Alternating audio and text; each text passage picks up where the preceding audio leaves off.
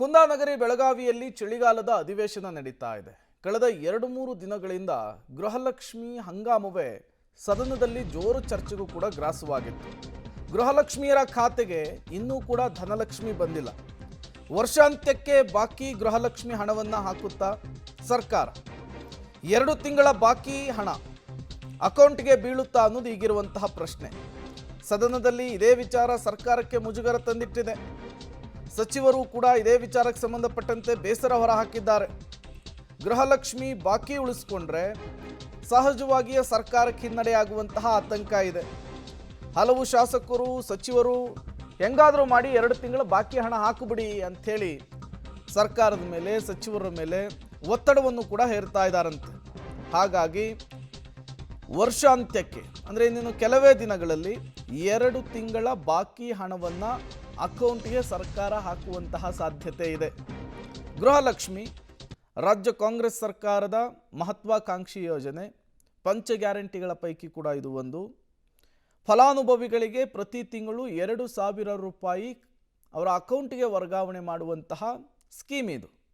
ಮಹಿಳೆಯರನ್ನು ಸ್ವಾವಲಂಬಿ ಮಾಡುವುದಕ್ಕೆ, ಆರ್ಥಿಕವಾಗಿ ಸಶಕ್ತರನ್ನು ಮಾಡುವುದಕ್ಕೆ ಈ ಸ್ಕೀಮನ್ನು ಜಾರಿಗೆ ತಂದಿದ್ದೇವೆ ಅಂಥೇಳಿ ಸರ್ಕಾರದ ಸಚಿವರುಗಳು ಜೊತೆಗೆ ಲಕ್ಷ್ಮೀ ಹೆಬ್ಬಾಳ್ಕರ್ ಅವರು ಕೂಡ ತಿಳಿಸ್ತಾ ಇದ್ರು.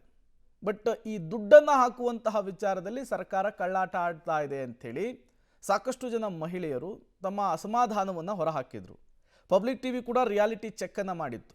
BJP ಇದೇ ವಿಚಾರವನ್ನು ಪಿಕ್ ಮಾಡಿಕೊಂಡು ಸೆಷನ್ನಲ್ಲಿ ರೈಸ್ ಮಾಡಿ 2 ತಿಂಗಳಿನಿಂದ ರಾಜ್ಯದ ಗೃಹಲಕ್ಷ್ಮಿಯರ ಖಾತೆಗೆ ಹಣ ವರ್ಗಾವಣೆಯಾಗಿಲ್ಲ. ಸಾವಿರಾರು ಕೋಟಿ ರೂಪಾಯಿ ಹಣವನ್ನು ಸರ್ಕಾರ ಬ್ಯಾಲೆನ್ಸ್ ರೀತಿಯಲ್ಲಿ ಉಳಿಸ್ಕೊಂಡಿದೆ. ಇದು ನಿಜಕ್ಕೂ ಕೂಡ ರಾಜ್ಯದ ಜನರಿಗೆ ಮಾಡ್ತಾ ಇರುವಂತಹ ಮೋಸ ಅನ್ನುವಂತಹ ವಿಚಾರವನ್ನು ಪ್ರಸ್ತಾಪಿಸಿತ್ತು. ಸಹಜವಾಗಿ ಪಕ್ಷದ ಒಳಗಡೆಯೂ ಕೂಡ ಇದೇ ವಿಚಾರಕ್ಕೆ ಬೇಸರ ವ್ಯಕ್ತವಾಗಿತ್ತು. ಹಾಗಾದರೆ 2 ತಿಂಗಳಿನಿಂದ ಬಾಕಿ ಉಳಿಸಿಕೊಂಡಿರುವಂತಹ ಗೃಹಲಕ್ಷ್ಮಿ ಹಣವನ್ನು ಯಾವಾಗ ಹಾಕ್ತಾರೆ ಅಕೌಂಟಿಗೆ? ಗೃಹಲಕ್ಷ್ಮಿ ಹಣ ಹಾಕುವ ಬಗ್ಗೆ ಇವತ್ತೊಂದು ಮಹತ್ವದ ಮೀಟಿಂಗ್ ಅಂತೆ. ಸಭೆಯ ಬಳಿಕ ಲಕ್ಷ್ಮೀ ಹೆಬ್ಬಾಳ್ಕರ್ ಜೊತೆಗೆ CM ಸಭೆ. ಗೃಹಲಕ್ಷ್ಮಿ ಬಾಕಿ ಹಣ ಕ್ರಿಸ್ಮಸ್ಗ ಅಥವಾ ಸಂಕ್ರಾಂತಿಗ? ಇವತ್ತಿನ ಸಭೆಯಲ್ಲಿ ನಿರ್ಧಾರವಾಗುತ್ತೆ. ಈಗಾಗಲೇ BJPಯಿಂದ ಹಿಡಿದು ಎಲ್ಲರೂ ಕೂಡ ಅದನ್ನೇ ಹೇಳ್ತಾ ಇರುವಂಥದ್ದು. ಕಾಂಗ್ರೆಸ್ ಶಾಸಕರು ಸಚಿವರು ಕೂಡ ಒತ್ತಡ ಹಾಕ್ತಾ ಇದ್ದಾರೆ. 2 ತಿಂಗಳಿಂದ ಉಳಿಸ್ಕೊಂಡು ನಾವು ಯಾಕೆ ಮುಜುಗರ ಅನುಭವಿಸ್ಬೇಕು? ಸರ್ಕಾರದ ಮೇಲೆ ಅದು ಪರಿಣಾಮ ಬೀರುತ್ತೆ. ಸದ್ಯದರಲ್ಲಿಯೇ ಒಂದಿಷ್ಟು ಎಲೆಕ್ಷನ್ಗಳಿದ್ದಾವೆ, ಅದ್ರ ಮೇಲೆ ಪರಿಣಾಮ ಬೀರುತ್ತೆ. ಹಾಗಾಗಿ ಈ ವಿಚಾರದಲ್ಲಿ ನೆಗ್ಲೆಕ್ಟ್ ಮಾಡೋದು ಬೇಡ ಅನ್ನುವಂತಹ ಮಾತುಗಳು ಸರ್ಕಾರದ ಒಳಗಡೆನೆ ಕೇಳಿ ಬರ್ತಾ ಇರುವ ನಿಟ್ಟಿನಲ್ಲಿ ತತ್ಕ್ಷಣಕ್ಕೆ ಸಭೆಯನ್ನು ಮಾಡೋದಕ್ಕೆ ಮುಖ್ಯಮಂತ್ರಿಗಳು ನಿರ್ಧಾರವನ್ನು ಮಾಡಿದ್ದಾರೆ. ಸದ್ಯದರಲ್ಲಿಯೇ ಹಾಕ್ತಾರೆ. ಡೇಟ್ ಯಾವಾಗ ಅನ್ನೋದು ಇವತ್ತಿನ ಮೀಟಿಂಗ್ನಲ್ಲಿ ನಿರ್ಧಾರವಾಗುವಂತಹ ಸಾಧ್ಯತೆ ಇದೆ.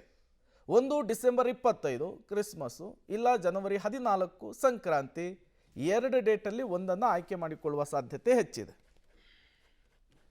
ಮಾನ್ಯ ಅಧ್ಯಕ್ಷರೇ, ಮೊನ್ನೆ ಶಾಸಕರಾದಂಥ ಮಹೇಶ್ ತೆಂಗಿನಕಾಯಿ ಅವರು ಗೃಹಲಕ್ಷ್ಮಿಯ ವಿಚಾರವಾಗಿ ಒಂದು ಪ್ರಶ್ನೆಯನ್ನು ಕೇಳಿದರು.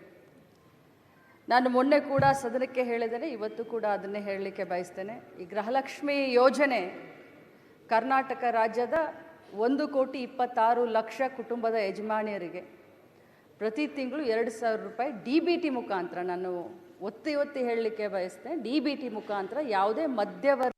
ಸನ್ಮಾನ್ಯ ಅಧ್ಯಕ್ಷರೇ,